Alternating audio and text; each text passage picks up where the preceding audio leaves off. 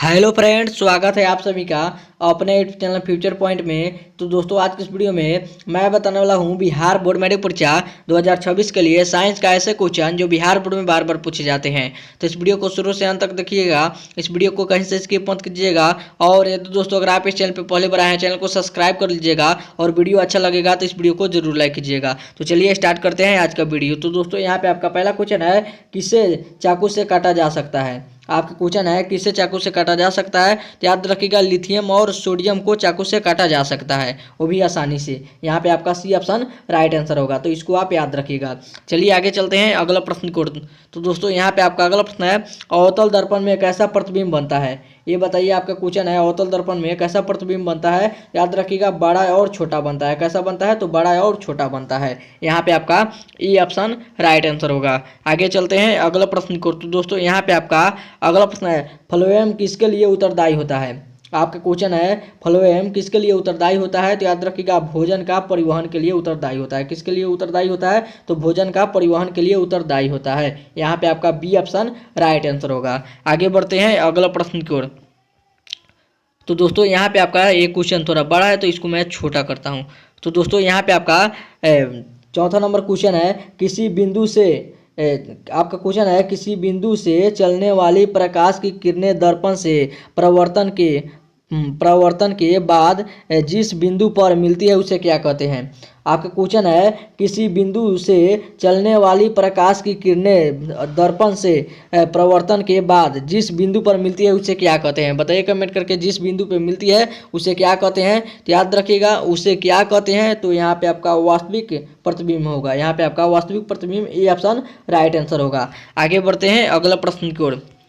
तो दोस्तों, यहाँ पे आपका अगला प्रश्न है, कौन सा अधातु कमरे के ताप पर द्रव होता है। आपका क्वेश्चन है, कौन सा अधातु कमरे के ताप पर द्रव होता है, तो ब्रोमीन होगा, और ब्रोमीन का संकेत Br होता है। यहाँ पे आपका सी ऑप्शन राइट आंसर होगा। आगे बढ़ते हैं अगला प्रश्न को। तो दोस्तों, यहाँ पे आपका अगला प्रश्न है, आपका क्वेश्चन है, लोहा ऑक्सीजन से संयोग करके क्या बनता है। आपका क्वेश्चन है, लोहा ऑक्सीजन से संयोग करके क्या बनता है। तो याद रखिएगा, लोह ऑक्साइड बनता है। क्या बनता है, तो लोह ऑक्साइड बनता है। यहाँ पे आपका ई ऑप्शन राइट आंसर होगा।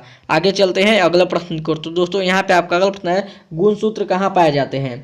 आपका क्वेश्चन है, गुणसूत्र कहाँ पाए जाते हैं। तो याद रखिएगा, कोशिका के केंद्र में पाए जाते हैं। कहाँ पाए जाते हैं, तो कोशिका के केंद्र में पाए जाते हैं। यहाँ पे आपका ई ऑप्शन राइट आंसर होगा। चलिए अगला प्रश्न को चलते हैं। तो दोस्तों, यहाँ पे आपका अगला प्रश्न है, वास्तविक प्रतिबिंब कैसा होता है। बताइए कमेंट करके, वास्तविक प्रतिबिंब कैसा होता है। तो याद रखिएगा, उल्टा होता है। कैसा होता है, तो उल्टा होता है। यहाँ पे आपका बी ऑप्शन राइट आंसर होगा। चलिए आगे चलते हैं अगला प्रश्न को। तो दोस्तों, यहाँ पे आपका अगला प्रश्न है, सोडियम का परमाणु संख्या कितना होता है।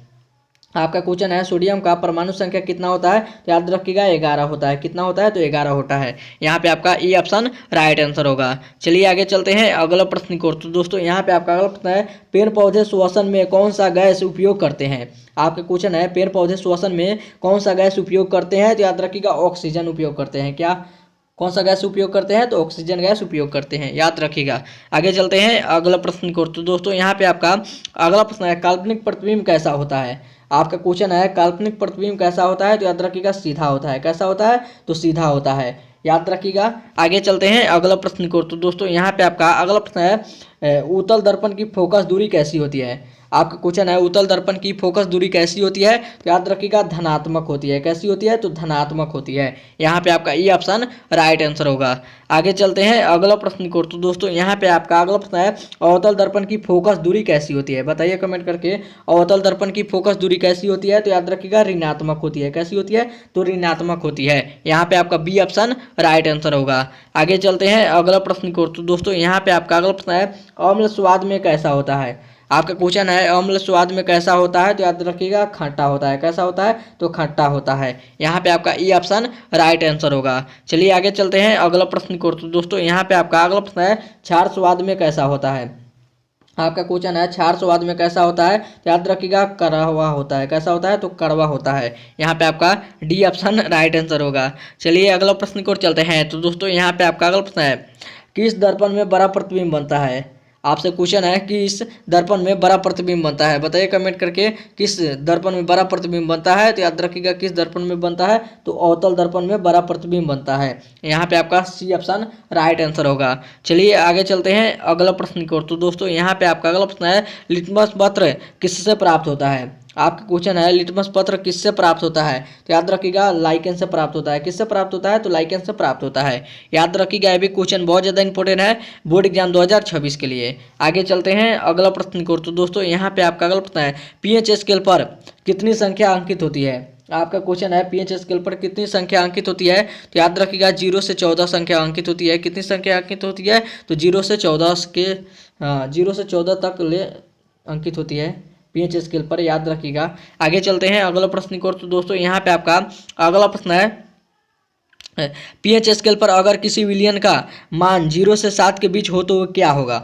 आपका क्वेश्चन है पीएच स्केल पर अगर किसी विलियन का मान 0 से 7 के बीच में है तो वो बताइए वो क्षारीय है कि वो अम्लीय है। बताइए, तो याद रखिएगा अम्लीय है। और 7 के उधर जाएगा 14 तक तो वो क्षारीय हो जाएगा। साथ में इसको भी याद रखना है। बाकी ये भी क्वेश्चन इंपॉर्टेंट है बोर्ड एग्जाम 2026 के लिए। चलिए आगे चलते हैं अगला प्रश्न को। तो दोस्तों यहाँ पे आपका अगला प्रश्न है, प्रकाश संश्लेषण की क्रिया में ऑक्सीजन का मूल स्रोत है, तो बताइए क्या है।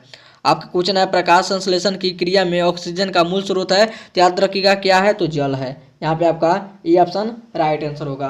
और ये था आपका वीडियो का लास्ट क्वेश्चन। अब वो वीडियो यहीं पे खत्म करते हैं। उम्मीद करते हैं यह वीडियो आप सभी को बहुत ही अच्छा लगा होगा। तो इस वीडियो में जाते जाते इस वीडियो को जरूर एक लाइक कर दीजिएगा और चैनल पर नया चैनल को सब्सक्राइब जरूर कीजिएगा। तब तक मिलते हैं अगला वीडियो में, तब तक bye bye, thank you for watching. मिलते हैं अगले वीडियो में।